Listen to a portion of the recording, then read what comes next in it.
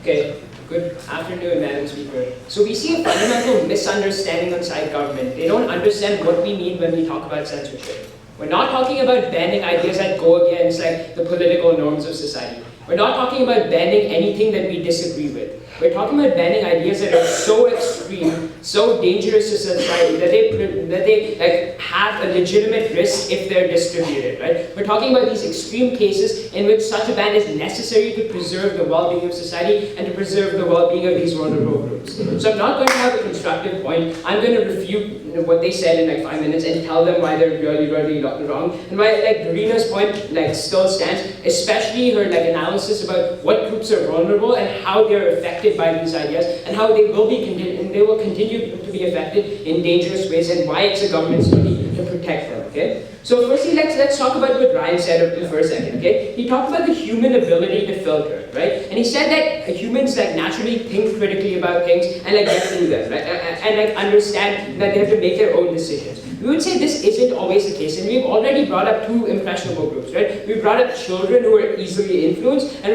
we've brought up like other people who just like happen to be impressionable. And like Ryan's response to this was that like impressionable people are impressionable for other reasons, and this is not our duty. But the fact is, like, if we have to take a practical stance on this matter, right? If there is a section of society that will read Mein Kampf and be convinced by it, and then start a political movement on the basis of those ideas, that is dangerous to society. That is divisive in society. That creates like precedent for like harmful behavior in society. We believe that we have to take the steps required to mitigate that risk and to prevent those ideas which are dangerous, which are hurtful, from being disseminated, right? And we see that we as a government do have a right to do these things, right? So the second speaker in government, his entire point is like, who has the right to do these things? And we would say that that can apply to anything. Who has the right to decide what laws are right? Society as a collective does, right? Which is why we as a society like decide what things are acceptable and what are not. And that extends to like what media we present to vulnerable groups. Yes? What about a population that wants to read something but their government won't let them?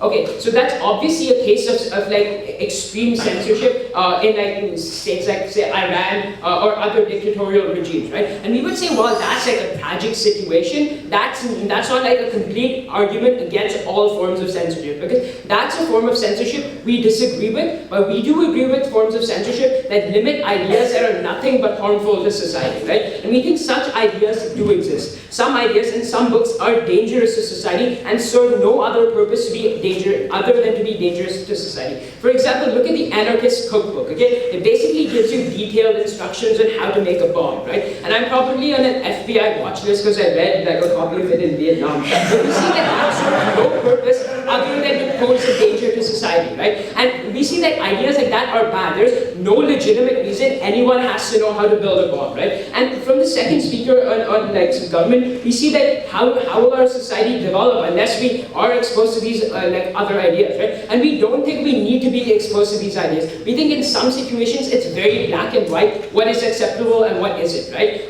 Okay, so let's talk about what else they said. Okay, they talked about how like it's a parent's duty to like ensure that kids aren't going to be influenced because kids are a really impressionable group. So firstly, we say that kind of goes against their model because now they're shifting censorship from the government to the parents, right? But they're still supporting censorship in some form, right? And secondly, we don't think that like parents in general are always like the best people, are always able to like control what their kids like consume and what their kids watch. So if like movies had no age limit at all, then like a 13-year-old could easily like buy a ticket to see some like horrific, really graphic movie that obviously poses a harm to people. It's like there are reasons why we have movie ratings, because such like ideas can be traumatic and can be really bad on impressionable children, right? So we don't think that parents always have the ability to control this, and we think that that's still a form of censorship that they're supporting there, okay? Now, secondly, he talked about like whose right it is to decide what books are the worst, right? And we've already told you it's society's right to decide what ideas are acceptable and what isn't, right? And we only make this decision because it's a very hard decision in extreme circumstances when those ideas pose a legitimate risk, okay? So let's talk about what Daryna said, okay? And she gave you some two really like interesting analysis. Firstly, she talked about vulnerable groups, and secondly, she talked about how banning a book promotes discussion, right? And promoting discussion, their refutation to that was that more people will find out about the ideas if we discuss them in society. And we would say no. More people find out about these like harmful ideas if you allow them to read them, right? We say that like if like a really horrific and detrimental book was banned, we can still talk about it without knowing like the specific details of its contents, without knowing like exactly what it goes into. And we think that discussion is important in ensuring that we know what's legitimate and what isn't. Right? So for these reasons, we oppose this bill because we think that ideas can be dangerous and can be harmful to society.